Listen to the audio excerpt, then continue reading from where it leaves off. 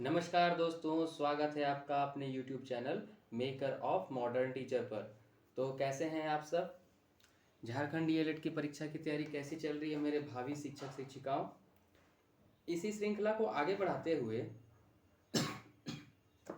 हम विद्यालय संगठन निर्देशन एवं परामर्श फाउंडेशन 3 के एक महत्वपूर्ण प्रश्न जिसे लगभग हर साल एक साल छोड़ दूसरे साल रिपीट करके पूछा ही जाता है, वह है प्रधानाध्यापक। प्रधानाध्यापक के गुण, अधिकार, कर्तव्य की व्याख्या करें। इस प्रश्न को आज हम लोग जानने का प्रयास करेंगे और इसके अंतर्गत हम आज देखेंगे कि प्रधानाध्यापक कि क्या क्या गुण, अधिकार व कर्तव्य होते हैं। साथ ही साथ एक और सवाल जो इसी में पूछा जाता है कि प्रधानाध्यापक जहाज का कप्तान के समान होता है, इसकी व्याख्या करें।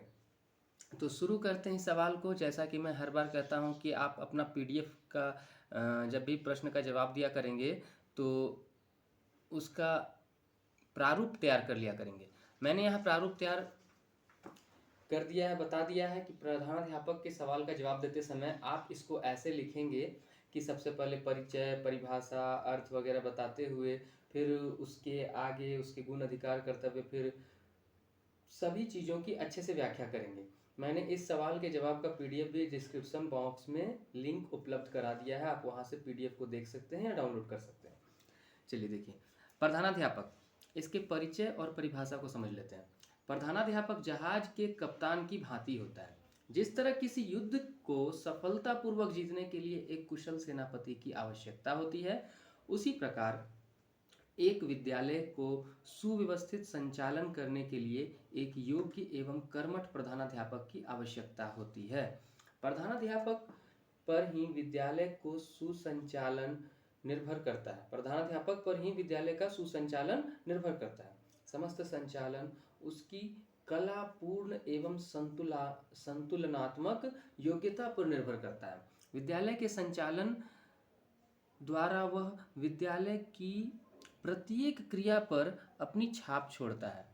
तो जैसा कि आप देख पा रहे हैं कि विद्यालय में प्रधानाध्यापक का एक बहुत ही महत्वपूर्ण रोल होता है, एक बहुत ही महत्वपूर्ण उसका अदा होता है। उसे एक महत्वपूर्ण जिम्मेदारी प्रदान करनी होती है। उसे पूरे विद्यालय को सुव्यवस्थित रूप से संचालित करना होता है।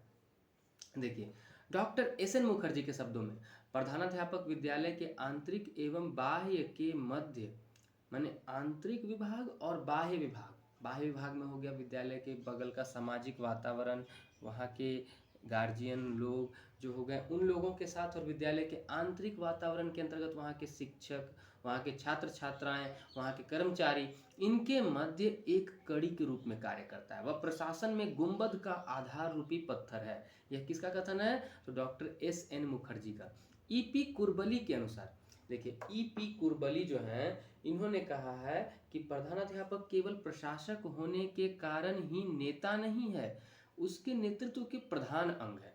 तर्क शक्ति, प्रगाढ़ ज्ञान और अदम्य उत्साह। देखिए, इस बात को ध्यान से समझिए कि प्रधानाध्यापक को सिर्फ मात्र एक नेता नहीं माना गया है, बल्कि माना गया है कि उसके अंतर्गत तर्क करने की एक अद्भुत क्षमता होनी चाहिए।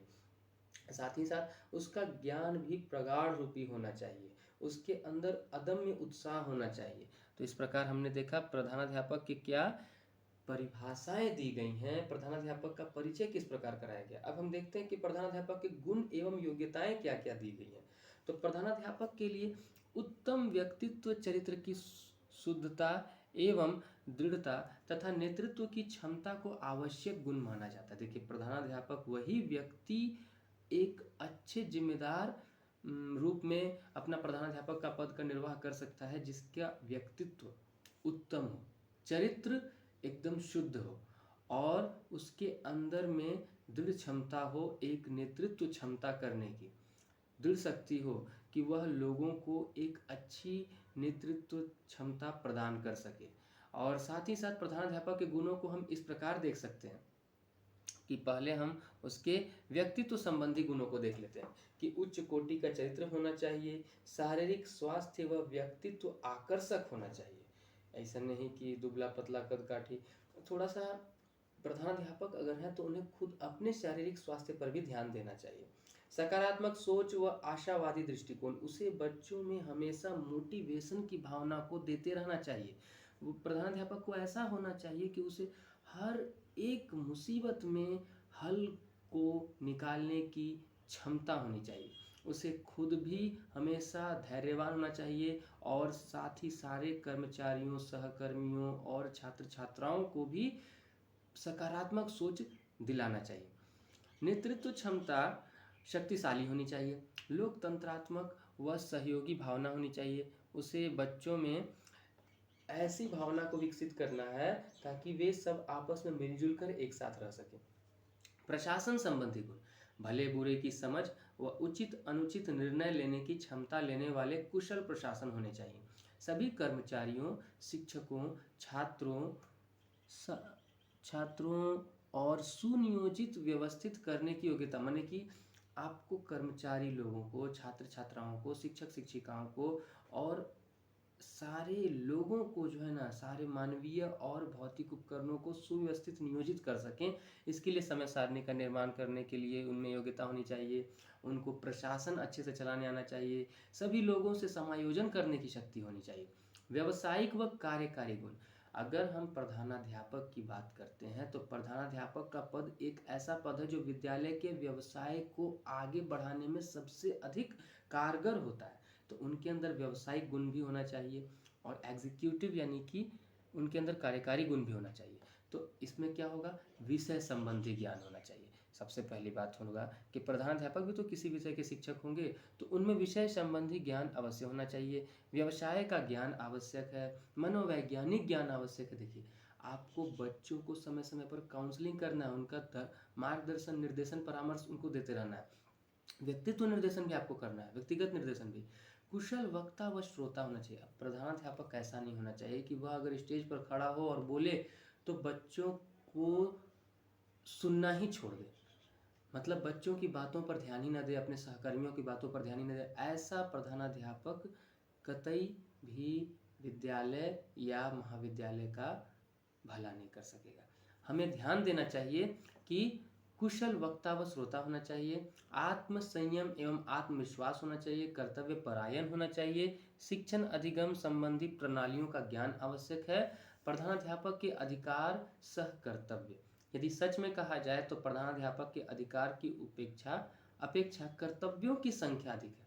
ध्यान देकर के सुनिए कि प्रधानाध्यापक के अधिकारों से अधिक उसके कर्तव्यों की व्याख्या की गई है। तथा यदि प्रत्येक प्रधानाध्यापक उनका जिम्मेदारी पूर्वक निर्वहन करे तो हमारा राष्ट्र विश्व में सबसे तरक्की करता हुआ आगे बढ़ जाएगा।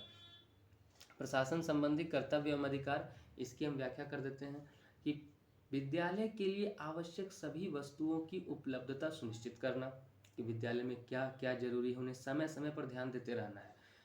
विद्यार्थियों के प्रवेश तथा उनके वर्गीकरण को सुनिश्चित करना, एडमिशन, क्लासिफिकेशन, किस सेक्शन में किसको रखना है, सेक्शन का निर्माण करना, क्लासेस का निर्माण करना, समय समय पर उनका माने कि संचालन भी अच्छे से हो सके। समय तालिका का निर्माण करना, कार्यों का विभाजन करना। देखिए, समय तालिका बहुत ही महत्वपूर्ण है विद्यालय के प्रधानाध्यापक के लिए और आप लोगों के लिए भी, जितने बीएलएड डीएलएड के स्टूडेंट हैं उनको समय तालिका से संबंधित अच्छे से ज्ञान होना चाहिए, क्योंकि यह प्रश्न बार बार पूछा जाता है। कार्यों का विभाजन करना, सभी कर्मचारियों को उनके कार्यों को अच्छे से समझाना आना चाहिए। पाठ्य पुस्तकों का चयन करना, अनुशासन व्यवस्था बनाए रखना, पाठ्य सहगामी क्रियाओं की व्यवस्था करना, शिक्षकों व कर्मचारियों के कार्य का निरीक्षण करना, विद्यालयी अभिलेखों की जानकारी रखना और शिक्षक का दायित्व निभाना। देखिए, आप विद्यालय के प्रधानाध्यापक बनेंगे तो ऐसा मतलब नहीं है कि आपको किसी भी प्रकार का शिक्षण कार्य नहीं करना है। समय समय पर आपको शिक्षण कार्य भी करते रहना है। कभी कभी किसी ऐसे विद्यालय में आपको शिक्षक या प्रधानाध्यापक बनना पड़ सकता है जहाँ शिक्षकों की कमी हो। तो शिक्षकों की कमी होने पर आपको भी, जब तक शिक्षक का पद नहीं भर जाता है, रिक्त रहने पर आपको भी शिक्षक का दायित्व निभाना है। शिक्षकों, छात्रों व कर्मचारियों की समस्या को निराकरण करना। तो इस प्रकार हमने देखा कि प्रधानाध्यापक, तो प्रधानाध्यापक के गुण, अधिकार, कर्तव्य की व्याख्या कर दी हमने। तो इसी प्रकार हम अगले सवाल को लेकर बहुत जल्दी आपके सामने उपस्थित होते हैं। तब तक चैनल से जुड़े रहिए। आप सबका बहुत बहुत धन्यवाद। Thanks for watching.